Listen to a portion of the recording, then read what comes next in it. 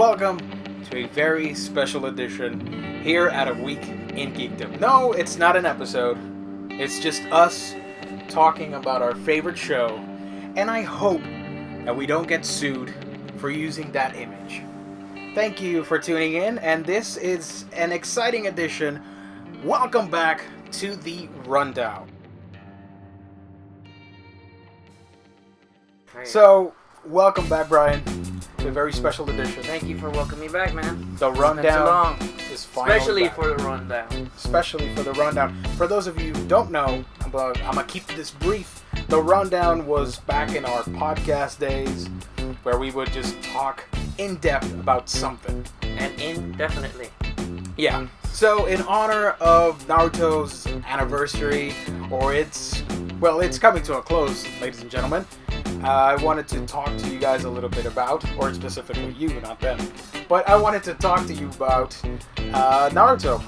We've been fans of the show for, what? I've been 10 a years? fan since 07, so 7 years. You've been longer than that. You actually read the first manga. I read the before first... I think you even saw the show, right? I've read the first manga volume back in 2003, with another ex-co-host here at A Week in Geekdom, who shall remain nameless. Exactly. He bought like this Shonen Jump 7 power pack thing. It had like Yu Yu Hakusho, Dragon Ball Z, Yu-Gi-Oh, and Shaman King, Bleach.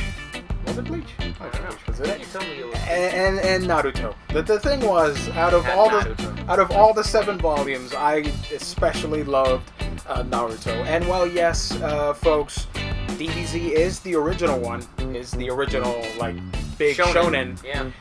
To us, I think Naruto resonates a little bit better because Dragon Ball started in the 80s, and it wasn't until 1999 when the anime had already ended in Japan when we started to digest everything DBZ thanks to Funimation and all that stuff. So Naruto, we've watched it since its inception, I guess, so it's a little closer to our hearts. I don't know if that's fair to say. Yeah.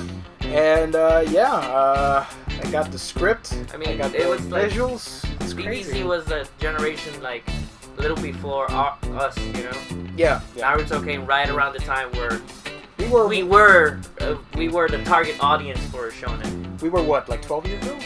12? Or 2003? Yeah, we were like 14, 14, something 15, 16, like that. The thing is, we're old now. Yeah. Older. Way older. Way older.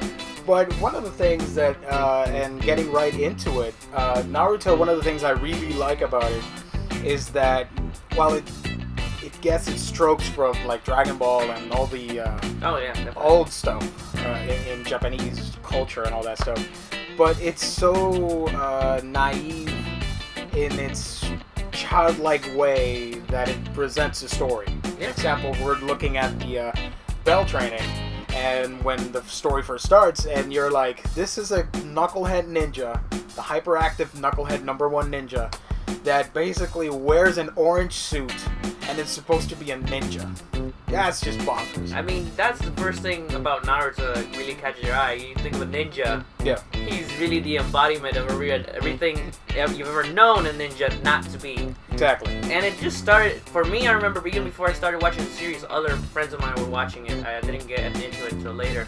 Yes. I saw pictures of Naruto. I saw people getting into Naruto. I was like, I don't get it. How do people like a ninja that wears orange? Bright orange. It was a pretty shallow thought, nonetheless. But it's still, it's like, it's not the way it's supposed to be. So, you know, when I actually first started watching the series, I just gravitated to Kakashi. Because he does look like the ninja. Yeah, he's more stealthy. He's more like the typical ninja, I guess. Exactly.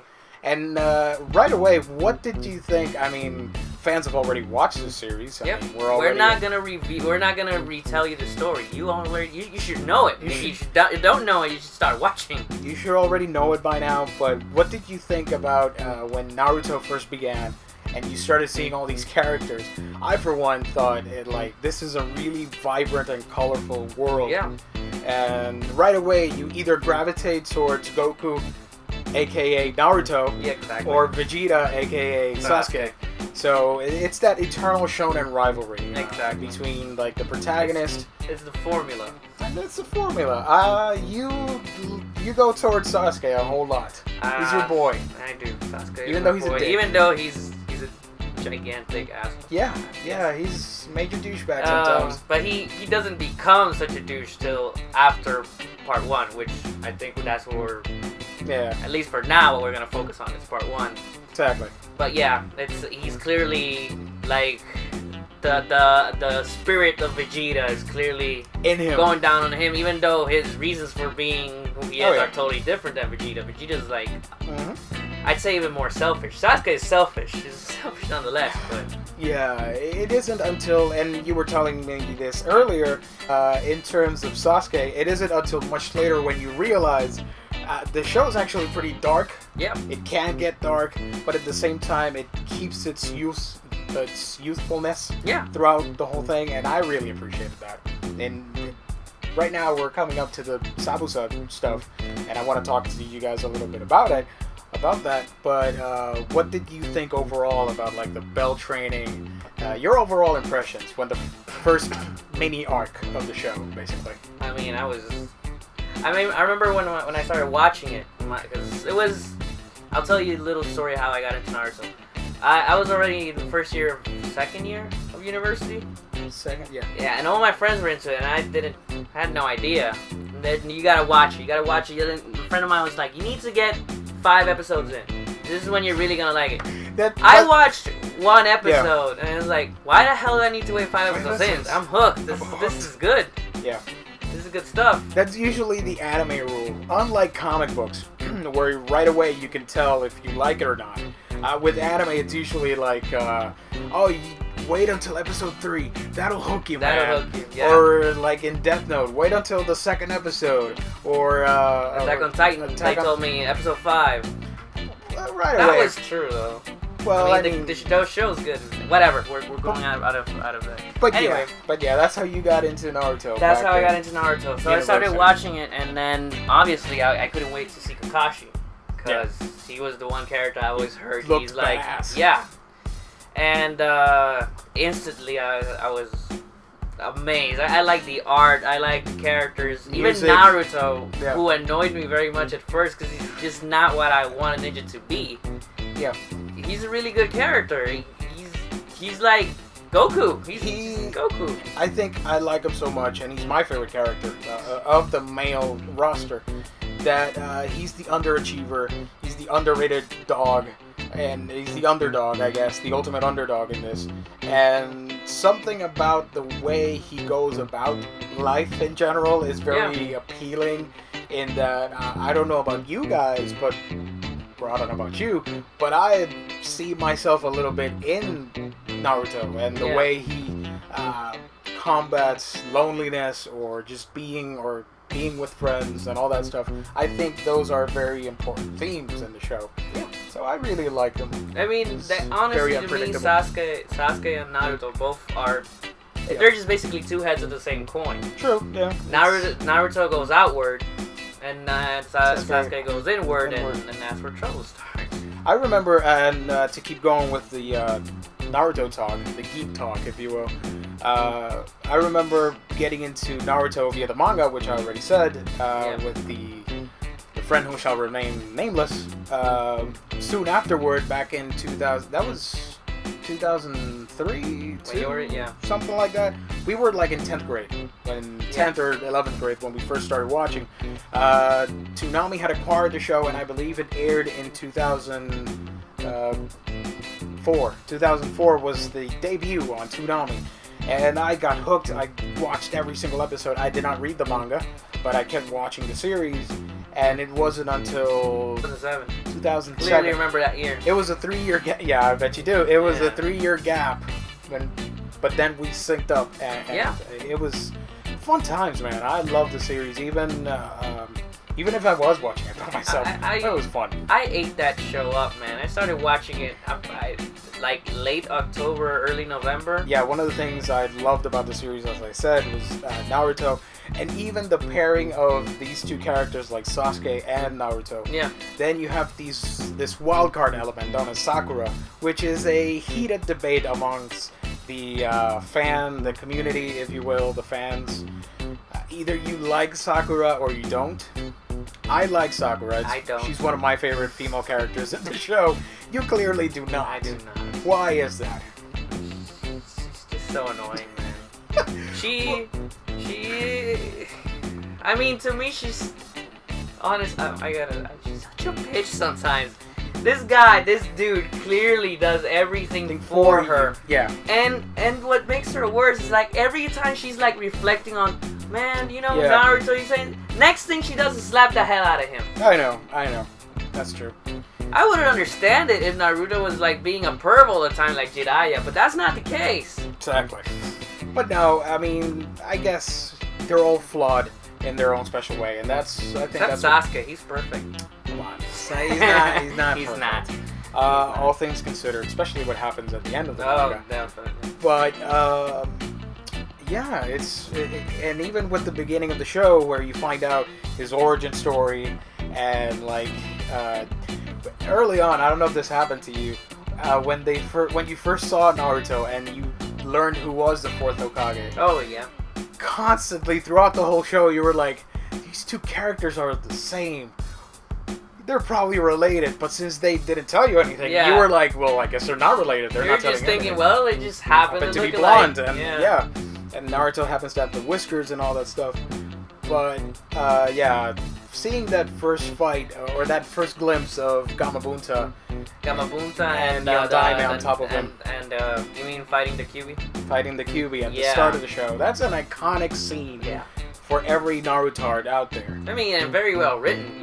You want to make everyone know this Yeah. guy was the best freaking ninja ever. Ever. That's a really good way to show it. Like without basically even letting the character talk. The character didn't talk. Anything. He hadn't. I don't think in part 1 you ever hear Yondaime. Nothing. You just Minato, see, whatever. yeah, this Talk, is but you know, this guy went head to head with the Naito Naito Fox, and he won. Yeah. You know, then you know how he did it, and it's another story. But It's still, another story. he's awesome.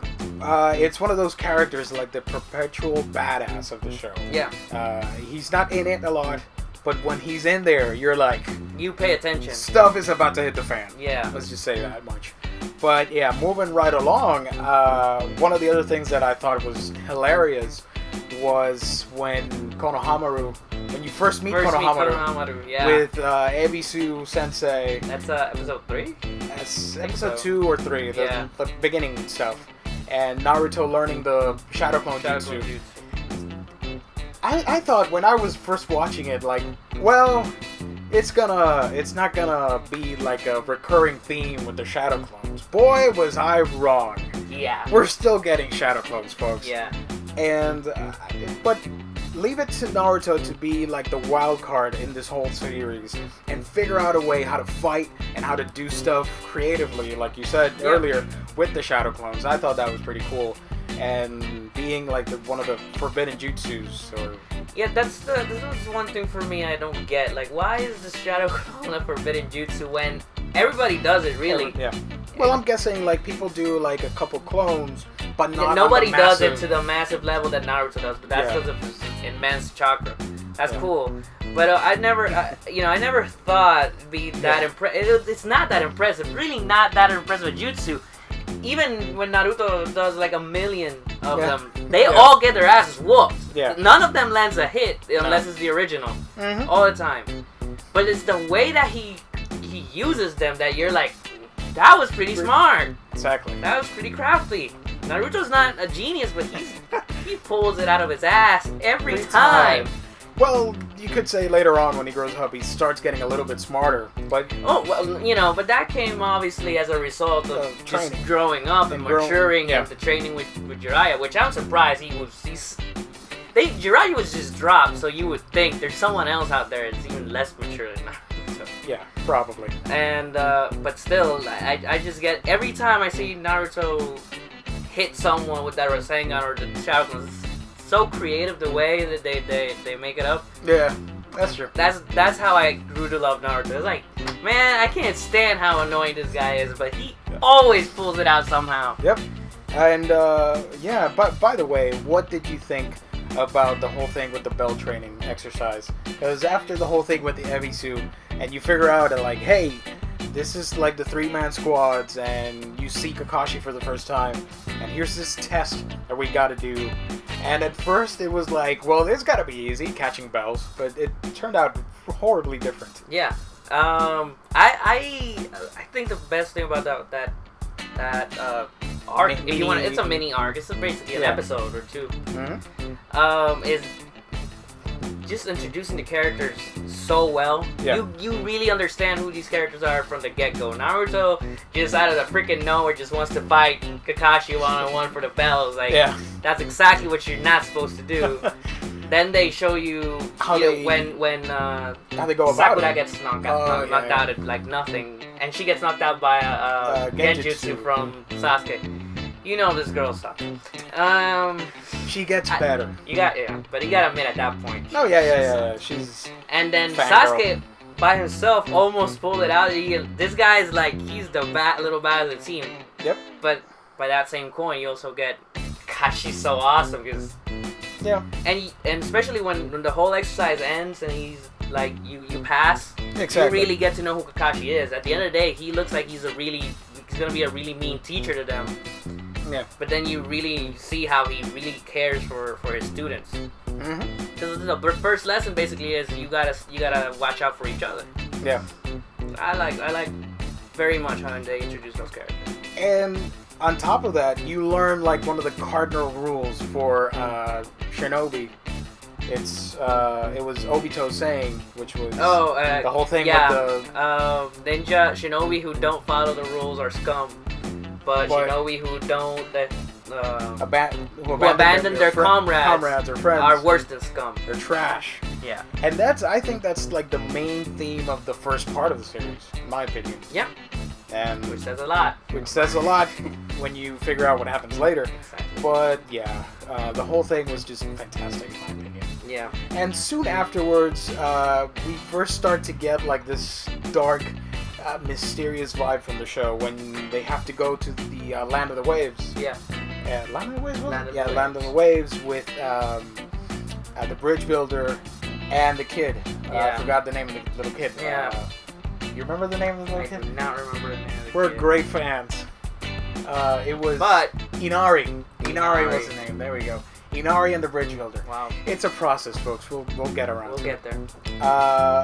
It's a work in progress. But when you first see that art, you know, like, wait a minute. People outside the Konoha village are quite scary looking. Yeah. Especially with Zabuza. Haku, which was confusing. No, way before that, the other two ninjas that showed up and tied up Kakashi. Mm-hmm. That's it. Actually, that's pretty good that you mention it, because to me, that's one of those defining moments in the show where Sasuke steps up and saves the day. Yeah. And you start to see Naruto like, I'm supposed to be better than this. That's like because I think he had a little before, one of his first like gutsy moments. Oh yeah. He stabs himself and like promises he'll never be a coward again or get scared. Yeah, that was. You know what I liked about that part, which I don't think a lot of people mention it. It's like you see these ninjas with these huge freaking gauntlet kind of tech things. Oh yeah, they never. And I really like that fact that part of this universe. That's like there's some technology, but there isn't like a lot. It's like weird. They have like there's radios. They have radios, walkie-talkie radios. But there's no cars. There are no cars. At least I haven't seen them. There's no gunpowder. There's no gunpowder. Because the fights will be over pretty quickly. Exactly. They have computers to some degree. Yeah. Like 1987 Apple computers or something. Something like that. They have LCD screens. Yeah. They have television. But yet they don't have like TV. Yeah. Like, there's no internet either. There's no internet. Or any social media at all. There's no Facebook in the Naruto world. There's no Wikipedia or Naruto Wiki. And they keep it even in like the omakes. They're like really about that. Like they you don't see technology in the omake you wouldn't see on the show. Exactly. It's very strict in the way it follows its rules. Yeah. Something like that, folks. Even though they don't make sense sometimes. Yeah. But whatever. But yeah, the whole thing with the Zabuza arc. Yeah. One of the things I really like about it is like you mentioned before. It's not until you get into the whole thing where you start seeing the danger in the world. Because with other shows, like, an example, Gundam SD Fighters. You remember that series? It's very simplistic, and even though on some occasions they would fight and all that stuff, it's still kid-friendly and light. Whereas this show, right from the get-go, right out of the manga, you get all this intense action. Yep. And I thought that was genius, especially with the character of Haku, where when you finally learn... Well, I still refuse to believe is a man. Keep going. Yeah, when you finally learn that Haku has such a troubled past. Yeah. He was orphaned as a kid, and his parents died, or in the... Yeah, I think a battle on the blood and the mist and the Hidden Mist revolt against the Mizukage? Was it? I think so. Something like that. But, yeah. I think the character of Haku is what Naruto is and you start seeing it throughout the show, like Haku and later on the characters like Gaara and etc., even the filler characters. These characters are possible routes, in my opinion, as to where Naruto could have been if he hadn't found his teammates with well, the first person Sakura he found was Sasuke. Iruka, though. And Iruka, yeah, which we love. I do not can't stand that character. Iruka Sensei. I think what the Sabusa arc did for me is, up to that point, even though you saw blood and stuff like that, the series stayed pretty lighthearted, and it had that. To me, it had that feeling that it was gonna stay that way when I was watching it. I was like, this is gonna be like a little tougher version of like Pokemon. Pokemon is always a light tone. They're so stupid. But then when you see, they are.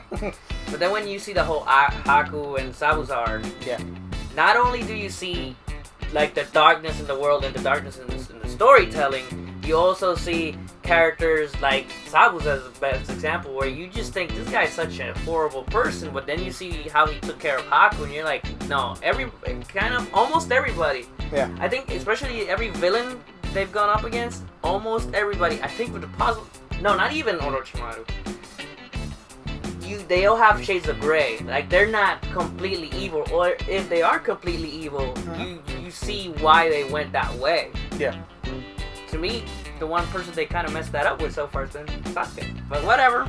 And by the way, remembering the fights in the Zabuza arc, I think it's one of the first times as well where you see like that budget increase. Oh, definitely. Especially with the animation. Kakashi and Zabuza fighting. Zabuza. One of those memorable moments with them doing like the whole sign battle. Hand sign. With the water dragon. Which, by the way, before I forget, this is the one big thing I gotta mention. Yeah. This is probably one of the most important moments in my life, by the way. Why is that? My favorite invention in every single thing I've seen, in series or anything, is the Sharingan. And this is where it got introduced. I was hooked from the moment I saw Kakashi be able to follow Sabusa. Hand sign for hand sign. 46 hand signs for the water dragon jutsu. Totally, man. Which, by the way, I also want to mention, because I'm such a nerd. Yeah. Nidaime, the second Hokage, could do that in 2 hand signs. That guy's badass. Yes. And it's one of the rules of Shonen, where you get this rich history, but they don't spell it out for you until much later on, and you start figuring out all the little details about the Sharingan, and all the previous hands. characters. And the world building. The world building is excellent on this show. Whereas with DBZ, it was a whole lot simpler. I'm sorry. I mean, yeah. There was not a lot of backstories. I think for DBC's, in all fairness, DBC, that's the beauty of that show, though. Anybody so simple. Anybody can pick it up. Anybody can pick it up, and that's one thing that DBC doesn't have that Naruto has.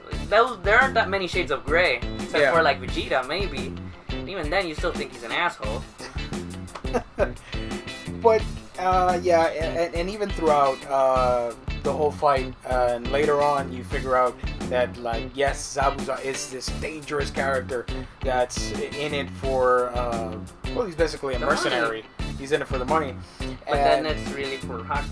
It's for Haku, and they have this really almost dare I say sweet relationship, as in like student and teacher, or like brothers. Although or they father kind and of son. hint to something more though. It's true. I'm not gonna, And even deny Haku, I think what Zabuza was missing from his childhood, because he had such a really he crazy, had a really dark childhood. Oh, people don't mention that anymore. How Yeah. did you become I think a Chunin or a Jonin, or you pass your first exam as a shinobi and hit and miss back then? You gotta kill all your classmates. That's how Zabuza got fucked up. Exactly, and I think he found some of his lost innocence within Haku. Yeah.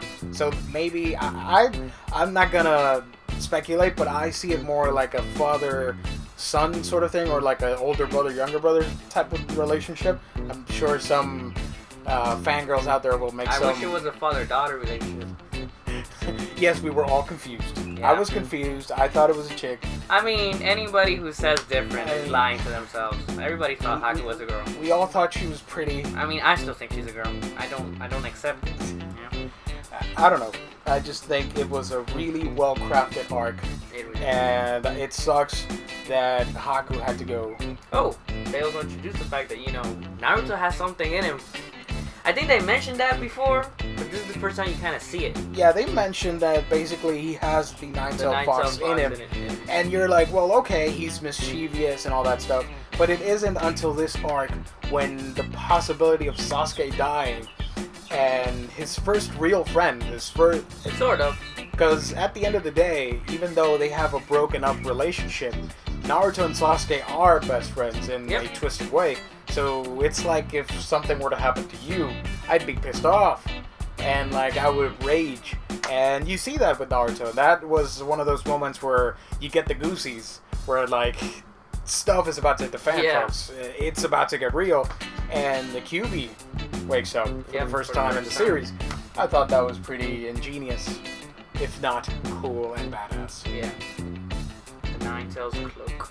Then it was the first time. time. The first time you kind of saw it. I mean, it wasn't like as much as you see it later on. Yeah. But it was there. Especially this change in the eyes. Almost everything in Naruto goes through the eyes. Yeah, that's pretty much it. And I'm looking for something. It's like DBC was the hair, Naruto has the eyes. If you're wondering, I'm pulling out all the DVDs in here. Which, if you've not collected the show and you want to get on that, you probably should get the DVDs. They're a great addition to your library of stuff. And here we have the Zabuza stuff, which you're watching in the background with the QB and all that stuff.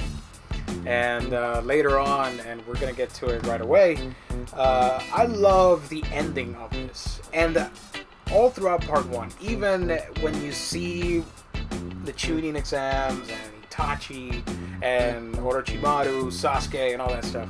To me, the Zabuza arc is the most violent and rawest of all the arcs, I think. Where you see, because you see all these brutality and these characters fighting it for their lives, basically, do or die. Whereas in the Chunin exams, it is an exam, and at the end of the day, they are proctors, and they're looking out for the students somewhat, because the force of death. Die. Yeah, but there's rules and boundaries. They're not going to let everybody die, I think.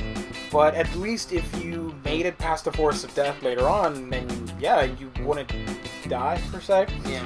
But we soon learned that's not the case. But I think the Zabuza arc will always be remembered because it's the first one that, if you liked the lightheartedness of the show, it took it to the next level. It bumped everything up to 11.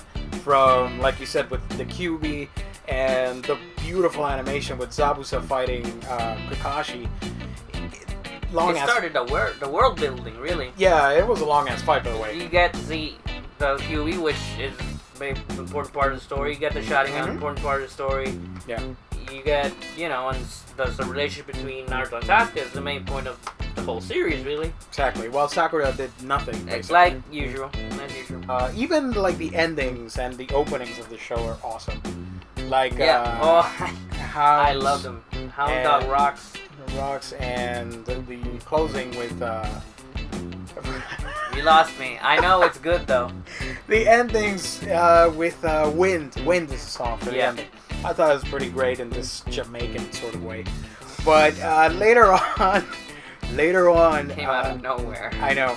Later on, we finally learned, and you can hold that for me. Later on, you learn about the Chunin exams, which if you can open up the box, you're gonna start seeing some new characters. I thought these characters were awesome the first time I saw them, and you first start seeing Rock Lee. And Rock Lee was very well introduced, by the way. Yeah, and even with My Guy, which I know has a lot of fans. Yeah, some especially people you. would say that. I'm not a fan of them, but if they're around, I like them. I'll just say that much. I mean, I like Rock Lee. Rock Lee was introduced very well. I liked him later on when I saw him fight someone else.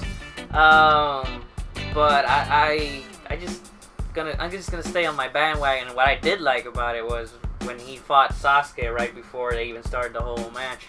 Yeah. And you realize, they keep building the world. Like the Sharingan can't follow something you can't physically do. Yeah. I just love that so much. I just loved learning about the Sharingan. The Sharingan is a great Genkai. It's a Gekkei Genkai. Visual jutsu. It's a great visual ocular jutsu. Ocular jutsu. It's a great ocular jutsu that really brings in a whole new.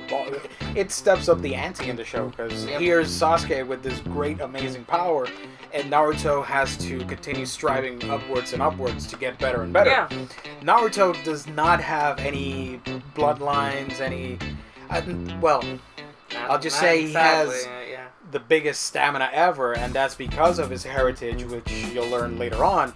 Yeah. That's part of the.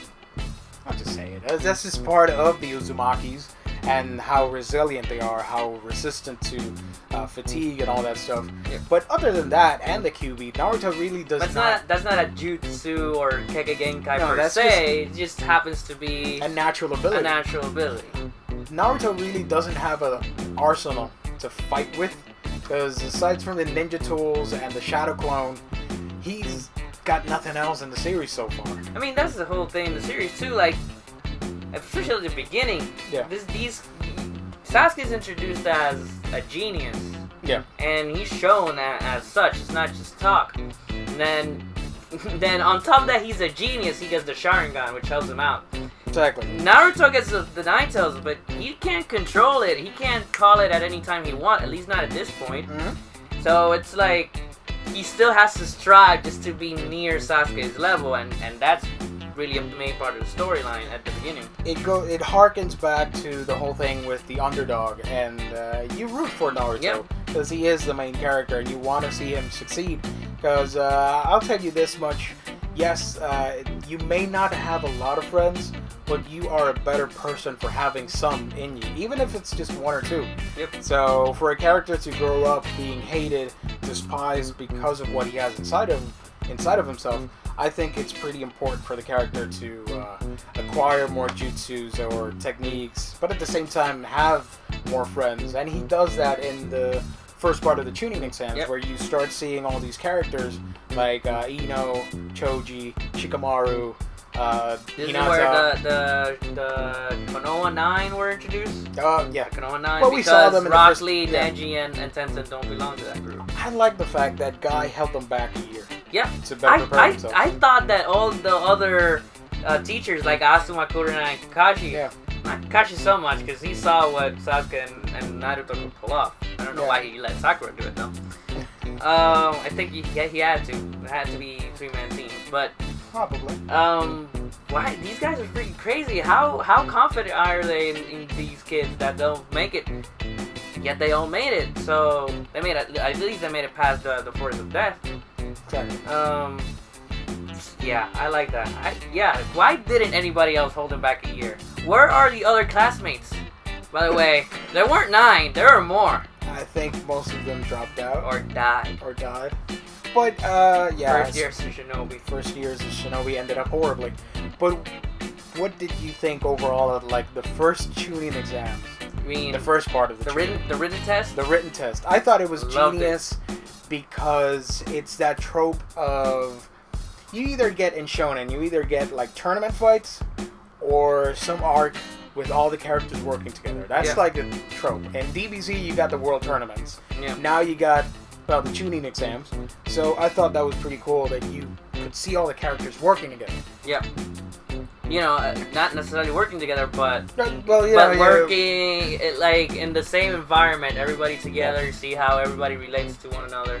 And leave it to them to figure out that you have to cheat in order to pass the test. And leave it to Naruto to be the only one who doesn't get it. I would have been like Naruto. I would have not have tried to cheat. Because I can't say I would have done the same. Because here's like Ibiki standing right there with his tortured ass face. Are you honestly telling me if you had a Sharingan?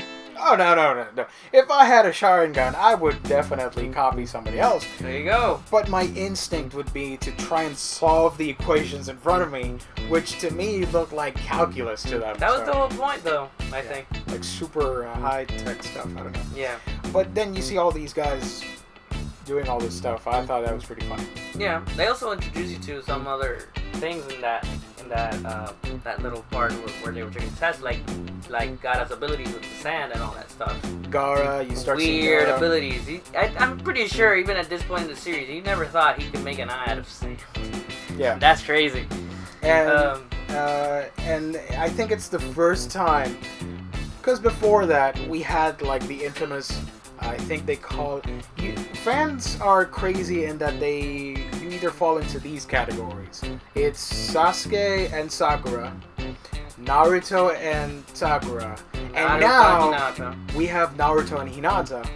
But you have a different pairing in mind. Oh yeah, I want Sasuke and Hinata. You've always wanted to see Sasuke and Hinata. To me, at some point it should come down to Sasuke being like, you know what, this was the one girl who was never annoying to me. And I think they even answered that. Masashi what would Kishimoto happen said, if someone with a Byakugan and someone with a Sharingan got together? Yeah. Basically, like one eye and one eye. Yeah, that would be pretty freaky.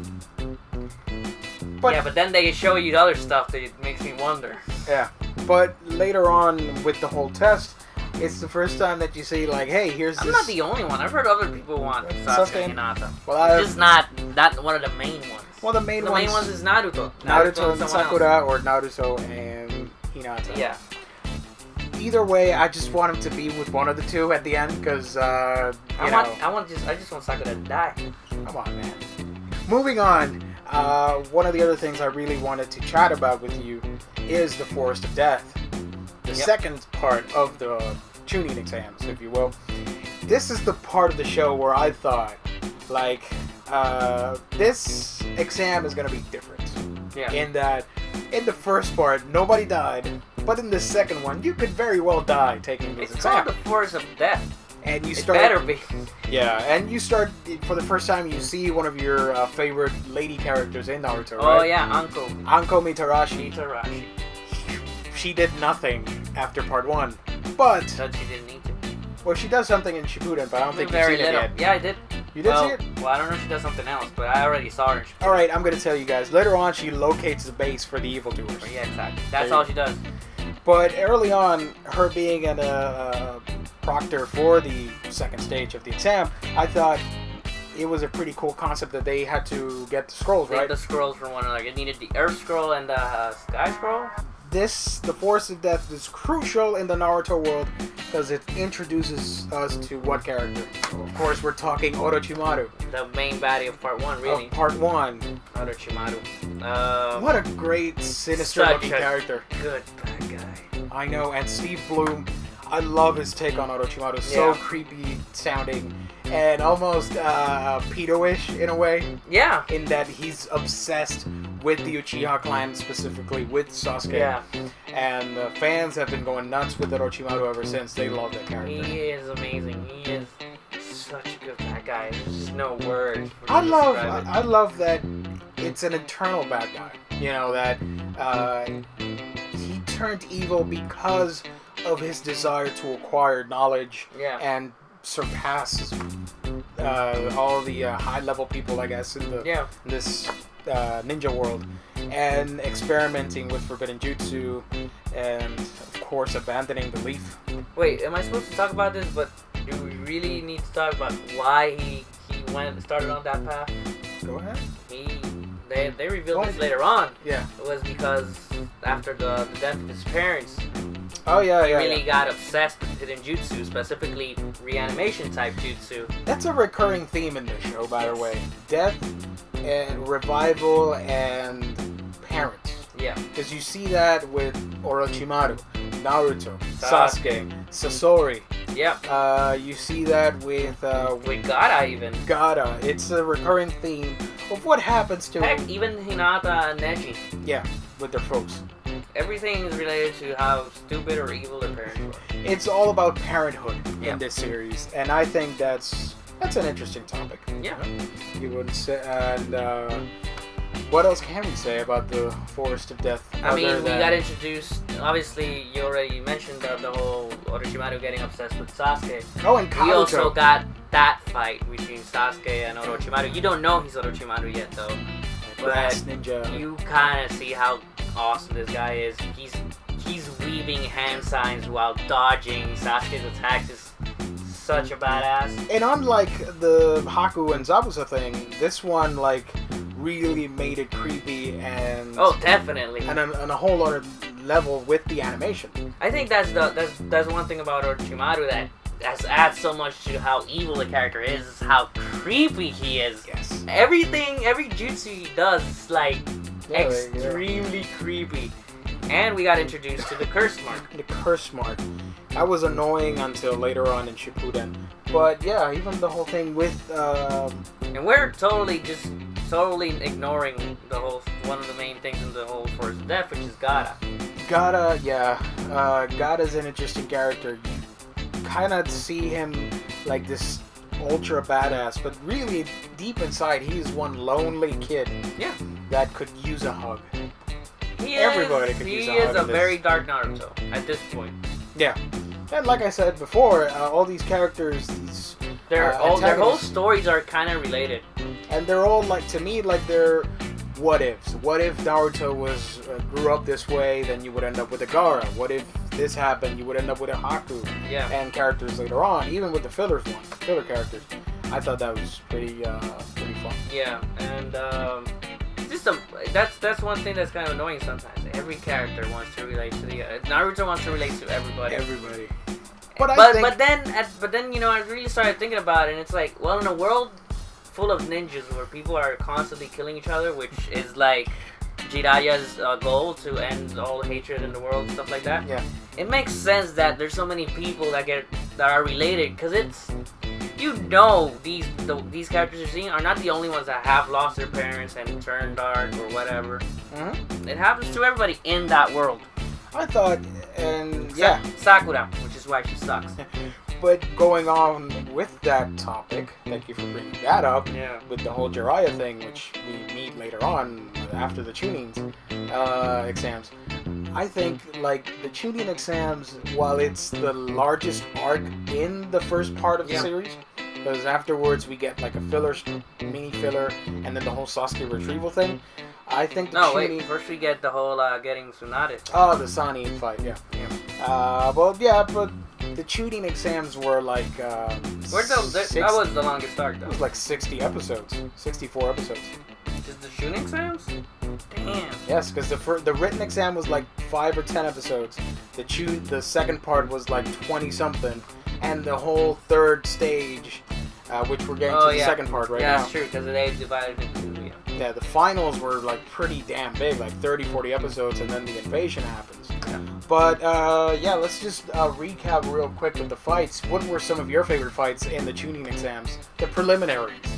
The preliminaries, I think honestly my favorite fight was Hinata and Neji. Yeah, a bunch of nobodies. I mean, Sasuke beats up this no guy. This nobody. Nobody. They make it look tough, but it's the fact that Sasuke is he's exhausted. And he's exhausted. And that's another thing. He rejects the curse mark during the fight. Mm-hmm. He rejects to use it. He still beats the guy up, but it's a nobody. Yeah. And you get the sound fights with Zaku and Shino and Dosu versus Choji. Yeah. And the other chick, King, was it? The one that got knocked out by Shikamaru. And and by the way, here's a funny thing. Orochimaru's in this with the sound headband. Yeah. Nobody's figured out that he's Orochimaru. Nobody. With his snake face. I thought that was pretty weird. Everybody was like, well, he just happens to look Jedi like... mind tricked them, I guess. Oh, man. But yeah, and then you see... Kankuro Temari whoops Tenten's ass. Oh, Tenten. That was beautiful. Tenten sucks. Tenten sucks. I love the character, like... Design? Yeah. I like the character design in part 1. Part 2, not so much. But it's like the weakest ninja ability ever. She's just a straight up ninja. Right after, well, actually, I found one ninja who was worse. But that's part 2. So I don't know if I should mention it. That's okay. Utukata, the 6th Jinchuriki, Bubbles. Oh, really? Yeah. Bubbles. But what did you think? What was your favorite fight? Did you like the Sakura and Ino fight? Tenten and I Temari. don't like it. It's almost like they tried to build it like this awesome rivalry between them. Like Naruto has Sasuke and Sasuke has Naruto. Well, Sakura needs a rival too. Well, it's Ino. Well, yeah, you know, they both. It was more like, I guess it was a girl thing, in that they were fighting. They were fighting more for like Sasuke's love, which he couldn't care less. And at the same time, like leaving their past childish selves. Yeah. And going forward and maturing or something like that. Some girl thing that we don't understand because we're boys.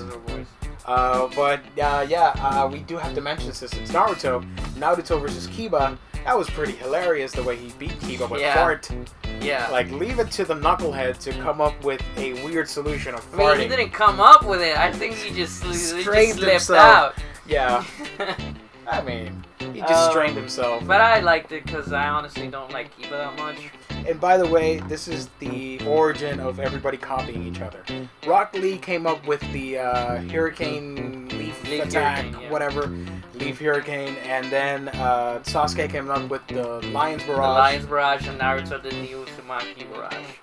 Bunch of copycats. Yeah. There you see it, the Uzumaki Barrage. That was pretty cool. And like we said, the Hinata and Neji fight is the second highlight of the preliminaries. Yep. I love the way they fight. They're not my favorite characters, but I love the gentle Hyuga, fist. the gentle fist Hyuga style. Yeah. That's awesome. If I were a ninja, we also got to see the Byakugan. And the Byakugan, which I prefer over the Sharingan, but that's just me. I think like the Hyugas are pretty awesome, and they have a whole interesting thing going on, which we'll get to in a bit.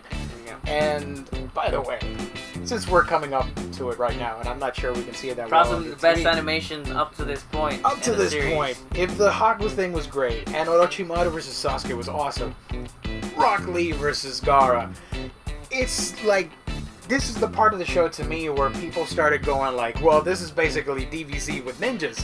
Yep. Because Rock Lee was all over the place with the inner gates, flying all around and proving... Oh, and he did the whole Goku thing where he was like, Oh, okay, I need to take weights. up the weights. Boom! You know, and he just went berserk, and Gaara was a badass, and he came this close to killing him. He almost beat Gaara, honestly. Yeah. Gaara kind of panicked in there. That's why he freaking broke Lee in half, pretty much. But that was a great fight. Yeah, great animation. Great. And the whole thing with inner gates and stuff, you really start to More realize world building. how awesome Guy and Lee are. They're horrible ninjas in that they can't do genjutsu or ninjutsu, but they're experts. Wait, no, Guy can. Guy can't use. Guy can do jutsu. He can summon and everything. yeah, he just likes to use taijutsu. But he's Rocky horrible at them. Can't use ninjutsu. I forgot about the turtle. Yeah. Yeah. But Guy's basically like, he's not adept at it. He Yeah. just knows like a He few knows things. he's better at taijutsu, so he focuses on it. Yeah. Where Lee, Which almost every ninja does in this series. They focus on what they're good at. They don't really go and try and get better at their weaknesses. They really don't. They just try to ignore them completely. Which is weird. I mean, in a world with ninjas, you would think taijutsu would be a priority. Yeah. But a lot of fighters don't focus on that. No, it's ninjutsu is like the main thing. We would, like, everybody would be taijutsu experts here on Earth. Because In the real world? The real world, We'd 'cause- have no choice. yeah. And it could spit fire, maybe. Fire and ocular things. Anyway. So yeah, this ending sucked. I remember that. The endings. Some of the endings were a little weak. Yeah. Kind of pantsy looking. This one got annoying, but the third episode, hearing it, I was just skipping everything with the DVDs and then the DVRs and stuff. I mean, now that I'm seeing them, how bad was the fight between them that they just knocked each other out? They both lost, right? It was a draw? Lost. It was a draw. I don't know. I mean, so yeah, then we move on to the next part, which was the big test. And between this, you see Naruto goes off to train with Jiraiya. Learning the summoning jutsu. Learning Kuchino Senjutsu, something like that. Kuchiyo Senjutsu. The summoning jutsu. We're not gonna torture ourselves with remembering names here. Sasuke learns the Chidori, and one thing that I really liked with the whole Jiraiya thing, here's this goofball, which he's pretty important. Yeah. But you don't know it yet. Exactly why. You don't know exactly why. He's goofy, he's pervy sage. Yep. But he is one of the greatest characters in the whole thing, and one of my favorite ones. And the whole thing with Gamabunta, up until then we had only seen the Nindogs and the turtle with Guy. So now I'm like, wait a minute, there's the whole animal kingdom which you can summon. That's awesome. What would be your summon? Wolves? Like Kiba? No. I wouldn't be carrying a wolf with me the whole time. Because Kiba has a dog. Kiba has a dog, right? Yeah. It's his mom that has the wolves. Yeah. They're pretty badass with the eye patch and stuff. I would probably pick the Nindogs. Same with Kakashi. Yeah. Those are my favorite dogs. Which, Pakuin's over there. There's like snakes, hawks. There's snakes, hawks, slugs, monkeys. Monkeys are awesome. And hawks. Yeah. All kinds of stuff. But then the big day comes, and it's the finals exam, the final part of the Chunin exam. What do you think about the Naruto versus Neji fight? Great fight, man. I like the whole Neji telling you the whole story with his curse mark. Yeah. And why he's so bitter at Hinata and all that stuff. Reasonably so, because I'd hate it. Then you realize that it's not reasonable because it really wasn't what he thought was happening, you know? Yeah. But still, and you see what Naruto ends up being. What Naruto is pretty much since the first episode. It's one heck of a gutsy ninja. That's true. And you can hold that up for me. Thank you, son. And one of the things in the fight that I really liked, of course, seeing this... They never use these weapons, by the way. Ever. Promo art. Well, he does in part 2, actually. True. It's one of those things in this show. Yeah. This theme of surpassing yourself, and here you can show this one off. It was kind of a preliminary for Naruto to Sasuke, because it's a genius, like Neji. Yeah. Going up against Naruto. And we've had that moment where we're the underdogs. You've had that moment where you surpass even your own expectations. Yeah. I think that's what's most important here. And I love the fact that nobody thought he could win. And everybody was betting against him. Oh, that's another thing they tell you about this whole world. Everybody's betting on these fights. Yeah. And, it's like a cockfight. Yeah. An illegal cockfight. I also remember I was very disappointed because I really wanted to see Neji versus Sasuke. Because I wanted to see the Byakugan versus Sharingan. To this day, I haven't gotten that. Maybe we'll get one. Maybe we will. Hopefully. I don't know. Maybe I'll get one and they'll just end up making out or something. Be Hinata and Sasuke. Hope. But yeah, leave it to Naruto to win this. Pull it out of his ass. Like he always does. But this was pretty smart compared to the written exam. I'm just saying, he always... Well, come on. Let's also face the fact. Naruto always has that little bit of help at the end of the day. Because he got his whole chakra network stopped. And what happened? The Fox. The Nine Tails. Nine Tails stepped in and helped. Neji kind of got robbed. But it was a fair fight, in my opinion. Sure, he had the Nine-Tailed Fox, but that's part of him. That's part of being a Jinchuriki. But nobody. Did Neji know he had? No. I think in the fight he uses his Byakugan and he sees like the evil chakra, the chakra, and the like the fox thing or whatever, and he gets like spooked, like, wait a minute, what's going on? Yeah. And it was a great fight for Naruto to 64 points. Yes, and get revenge for what Neji did to Hinata, because that was... Oh, definitely. That was the one part of it I was really rooting for Naruto. Yeah. I love Hinata, by the way. That's your girl? That's my girl. Yeah, me that over there. And, and it's a well-out fight, I thought. And before we get on to, like, the big attraction here at the Chunin exams, Temari and Shikamaru were the other ones that fought. Yeah. That was a really cool fight. That was a really cool, smart fight. That was a smart fight. Slow fight, but smart. Yeah, and I that's one thing. Shikamaru already got introduced before this as a really smart character who just outsmarts people. Because he's not that powerful. He's just very smart, even though he's super lazy. Exactly. I loved how he beat Temari. I loved how he beat the other girl more, though. Would you have bet on Sasuke winning or Gaara? I mean, realistically, I couldn't bet realistically because I know what they can do. But everybody was going in like, here's this huge monster mystery force that is Gaara of the Sand, which supposedly like he beat everybody. I think he was the fastest one to get to the preliminaries, right? Who, Gaara? Yeah. He just killed the rain ninja or something. Oh, you mean back in the Forest of Death? Yeah. Yeah, I think so. And the Chunin exam season. I mean, everybody was scared of them, and everybody who saw them was scared of them. One of the things I really liked is that it's finally Sasuke's time to show everybody up, like, hey, I am an Uchiha. Yeah. And even though I don't know why our clan suddenly disappeared, later on you'll learn why. I thought it was pretty smart. I mean, I kind of think the whole intrigue with the whole Uchiha started way back when the whole Sabusa arc was going on, because why the hell did Kakashi have just one? That's true. So you're like, what is this? Why does Kakashi have one? Clearly it's been inserted in because he doesn't have both. Yeah. And Sasuke is like naturally has two. So you're like, okay, well, something's going on here. You're not thinking so much of the Uchiha as why does Kakashi have one, but that's where the intrigue starts.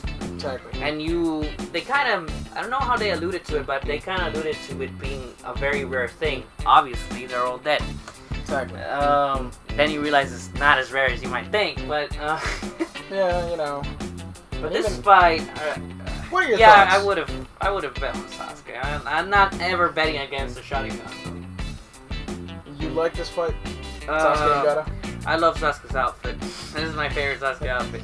I wanted to see this fight. Yeah. But I wasn't so pumped about after because it's going to be Sasuke versus Naruto. Oh, yeah. I wanted to see Neji. Well, we did get that, but later on. Yeah. Sasuke Naruto. Because shit hits the fan. Just the idea that this was all for getting an honorary title, basically, because they're bumping up the ranks and becoming Chunin. Oh, and that's the whole thing. Only one person got to be a Chunin. Exactly. It was none of the main characters. Well, you know, he's part of the Genin. Yeah, he's part of the nine Genins. Nine Genins thing. But, yeah. But it was a smart choice that Shikamaru would end up being a Chunin. Yeah. He is one of the smartest characters in the show. If not the smartest. Not the smartest. Well, his dad is a lot smarter than him. Well, he'll get there. He'll get there. That's the one thing I'd actually want to see that fight too, which is Sasuke versus Shikamaru. Yeah. Because Sasuke's a genius, but Shikamaru is a lazy genius. It's more of a genius. And I want, at least the show shows it that way. Like, he's more of a genius. Sasuke's just naturally gifted. I think that's one of the fun parts that we can see ourselves in Shikamaru. Yeah. Because who hasn't been? Well, we're slackers. Who hasn't been a slacker in school? It's easier to outsmart people than. And yeah, the idea like Shikamaru's great because he doesn't want to do stuff because it's such a drag that I love that about him. I think he's a great addition to the cast. Yeah, it's a pretty big cast, by the way. It is. I mean, like, but everybody's very recognizable. Mm-hmm. So there's no trouble kind of remembering who anybody is. Yeah, and even like when you see new guys like Gaara and Kankuro and Temari, you know who they are. Yeah. Because of the way they're dressed. hairs and all that stuff. But fight-wise, I think it's not one of my favorite fights, actually. Huh? It's not one Gaara of my versus... No, it's not one of my favorite either. I didn't really I like mean, it got cut short, actually. because of the whole invasion Because of the whole thing. invasion with the Sound Village. Which you find out is Orochimaru trying to invade. Was it a good strategy for Orochimaru to invade Konoha with the Sand Village? I actually I wanted to talk to you about it because I started remembering part 1. Yeah. I've been watching Shippuden now. Ooh, And fancy. yeah. Yeah. And what was the whole point of it? I don't. It was just to destroy the like. There's no oversight built into it. At least not that I know. You just. I want to destroy the Hidden Leaf Village. That's it. Yeah, he just wanted to destroy the Hidden Leaf Village and just rip everything asunder, if you will. I think the whole thing falls short because Orochimaru is untrustworthy. You can't. Orochimaru is the Joker of this world. Yeah, but I mean, how if I'm a Sand?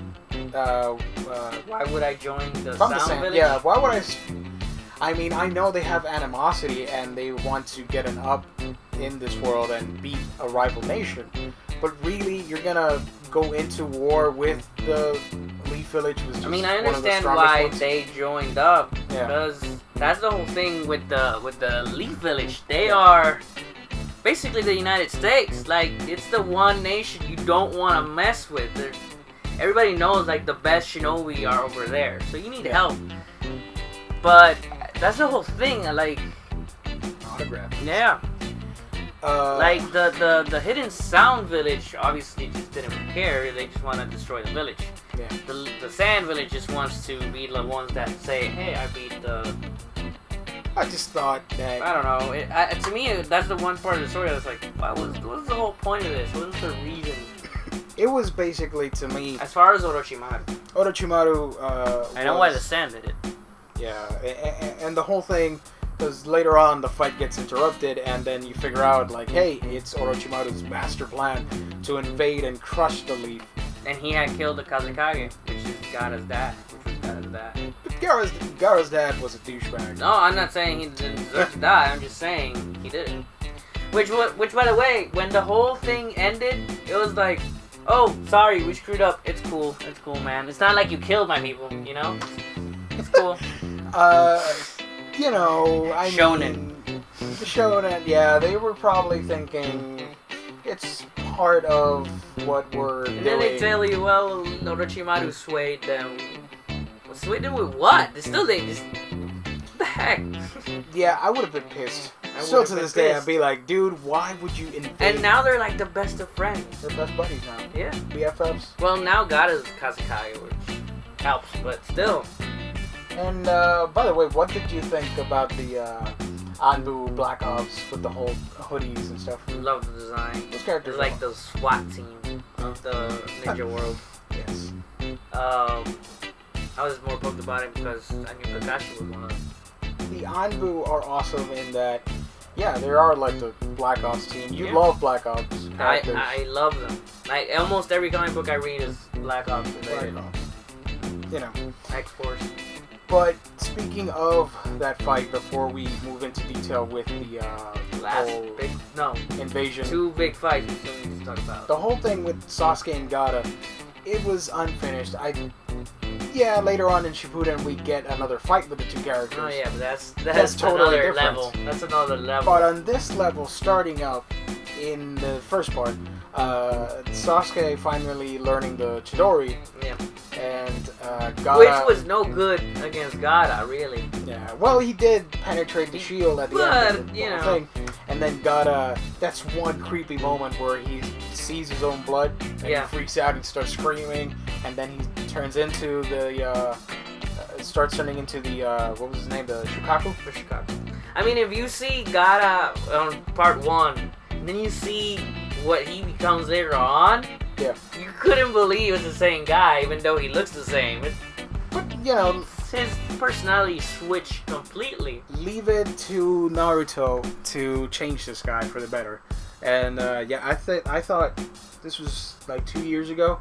I thought it was pretty cool that I have this autographed with Mr. Neil O'Brien's signature, the voice of Gaara in the dub. Yep.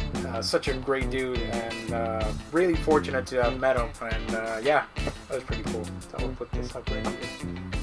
I think that's one of the main themes of the show, is exemplified with Naruto and Gaara in their friendship and how they get along. Yeah. After this fight. Yeah. Because soon after the fight gets interrupted with the attack with Orochimaru. Yeah. Then basically I was like, it's about to get real. These characters are you gotta put a hold. Excuse me. We gotta put on hold the Chunin exams, because there's this incoming threat which talk about world building we were talking about earlier. Mm-hmm. It gets on a much grander scale. You got the sound ninjas and the which really there's not a whole lot of sound ninjas. You get the sand people in it, and then you get to see everybody from the Naruto world fighting. Yeah. All the Jonins, all the Chunins, everybody. The Hokage gets into it. It's crazy. Yeah. So, favorite moment of the invasion of the Leaf. Definitely the Orochimaru Sandaime fight. There we go. Speaking of that, probably the favorite moment, and my favorite moment in that favorite moment was when Orochimaru did the reanimation jutsu. Oh, and he's gonna pull out the last three Hokages, and the third Hokage is like, oh, hell crap. no, oh crap! Let's I can't let him bring out the fourth because I'm screwed. But which once again keeps building on. You don't want to mess with the fourth Hokage. By the way, leave it to this fight to just make you realize how badass the third Hokage is. Yeah, he took two Hokages on, and Orochimaru, who's pretty damn close to that level. Yeah, and the funny thing about it is, throughout the whole series, you never see him fight. He's just this this big, important figure, this old man up in his throne, if you will. And you never see anything of him until now, where you see him fighting, and it's one of the best fights in the whole series. Yep. In my opinion, easily a top 10 contender for best Naruto fight. Yep. And the animation got to a whole nother level as well. Even with the summons, you see the first Hokage with his wood style, and my favorite Hokage is the second one. Yes, the fourth one is the badass, quintessential epic character, but I think like the second Hokage is the best one in my opinion. Yeah. Even though he hated my favorite is the fourth. There you go. I barely get to see him. What did you think of Enma? Enma was awesome. Like the Monkey King, man. That's awesome. That's a cool nod. Look at the freaking animation here. Yeah. You can clearly tell they let the budget loose. But you know, one of the things about Edo Tensei, or the reanimation jutsu, is that I like the fact that you can either let them be, or you can sap their personality straight out, and they're just zombies fighting you. Yeah. And with Enma, that was a little cool nod to Goku, I guess, with Son Goku. Yeah, exactly. And that fight, unfortunately, we lost the third Hokage in that fight. But one of the cooler moments, by the way, the Grim Reaper showing up with the Death Seal thing. Death Seal jutsu. That was awesome. I mean, and at the end of the day, Orochimaru still lived, but third Hokage took what he valued most, which is jutsu, because he can't wield any hand signs anymore. That's true. Yeah. He took his arms away. Sealing his arms away is pretty genius. I like Orochimaru's sword, by the way. Always liked the design. What was the name of that sword? The No. Grass cutter? Yeah. It was a grass cutter. I forgot the Japanese name. I'm sorry. I forgot the exact. It's a grass cutter in Japanese mythology.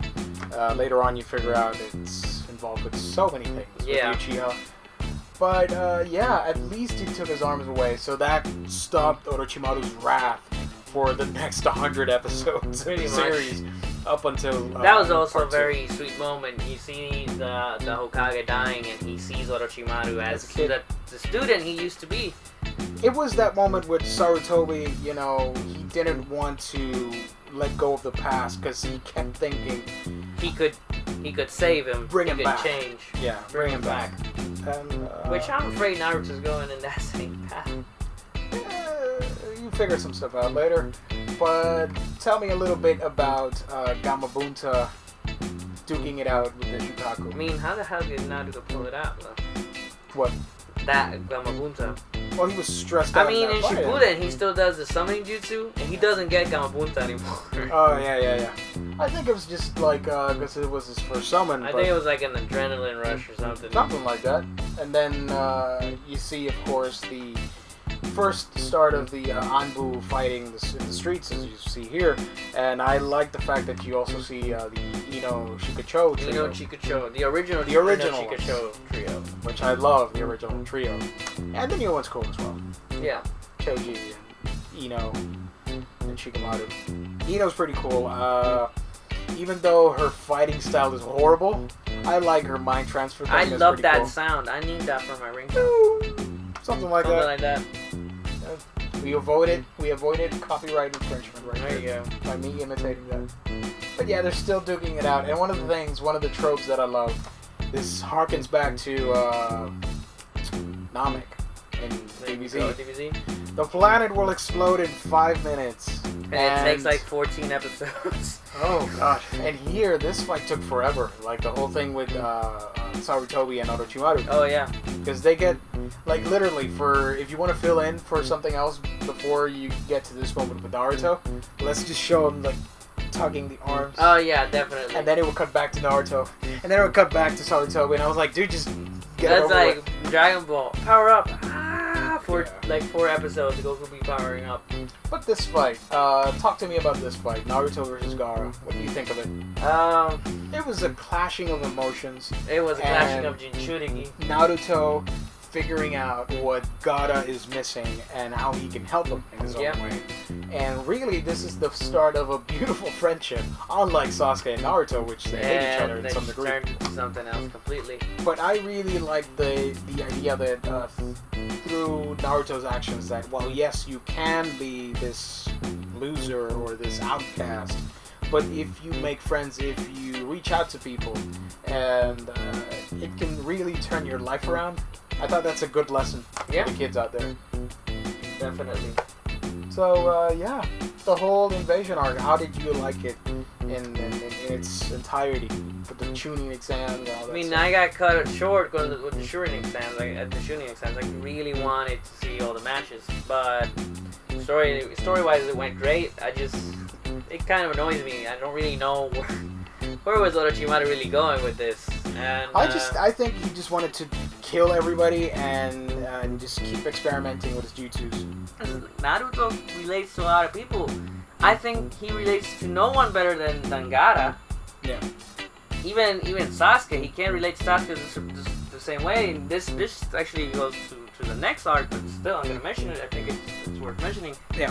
When Naruto's trying to get Sasuke back, Sasuke actually makes a good point. He's like, you never had a family. Like, you don't understand. And it really, that makes sense to me. It's not the same pain what Naruto's going through than what Sasuke went through. But at the same time, they're similar. No, they're similar. They can relate to each other. That's undeniable. Yeah. But Gaara, to me, really does know exactly what Naruto's going through, and I think more Naruto knows exactly what Gaara's going through. Yeah, that's true. Because even though Gaara had his parents, he had his brothers, but up till that point, they kind of just treated him as a weapon. And everybody in the village looked at him wrong, the same way they did Naruto. Yeah, that's true. Naruto didn't have his parents. Sasuke had his parents. And lost them. And lost them in a pretty horrible way. By the way, one of the saddest parts of the whole thing. The funeral for the third. The third funeral for the Hokage. Up until then, we hadn't seen something like that, right? I mean, yes, Haku and Zabuza died. But not a funeral. At a funeral, and finally, they're all wearing black. Like a ninja should, and it's for grieving purposes. Yeah, to this point, isn't the best ninja outfit, like actual true ninja looking outfit, is the third?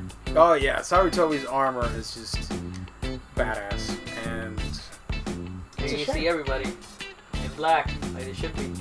Like they should. And even, we haven't talked about Konohamaru a lot, but he doesn't do much in part 1. He doesn't do he a lot. learns the sexy jutsu. he learns the sexy jutsu. By the way, I gotta ask. There's nobody here with us. If you could do the sexy jutsu, would you do the sexy jutsu? I mean, it's a distraction. Okay. Yeah, I would. Not for myself, but use it against someone else. I don't know how sexy you can get after this, but...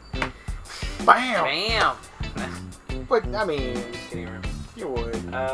Sure. I mean, if I could do any jutsu, I would. Yeah. I like this part, by the way, with all the memories, remembering their special moment with the third Hokage. Yeah. Even Sasuke, who's a heartless son of a... Yeah, he is a heartless son of a bitch. Especially in part 2. But this is really the turning point, especially for Naruto, which really he did not have any parents. That was kind of the closest thing.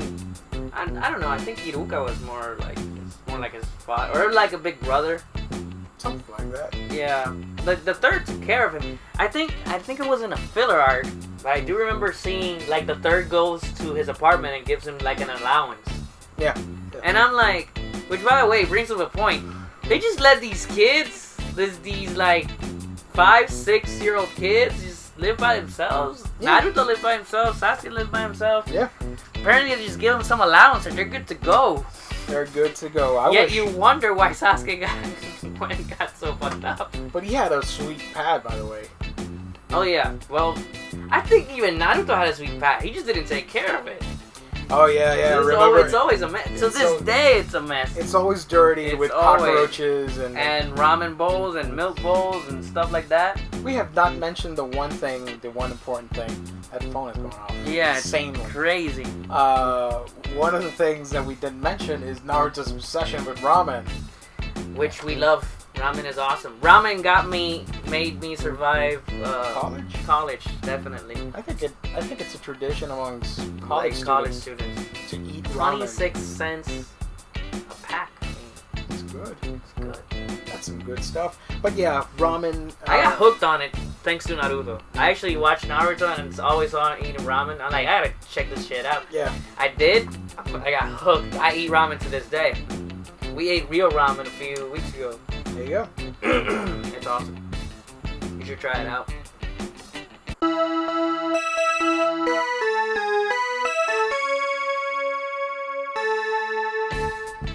Wait. We're recording already? Yeah. We gotta do that over. Heaven's scroll. Exactly. Your phone's ringing. Yeah. I'm sorry, folks. We'll answer it in a little bit. Who's that? Oh, great. Just hit the thing here. Did that? No, this thing. There you go. Silent. There you go. That's the silent feature. There you go. Great.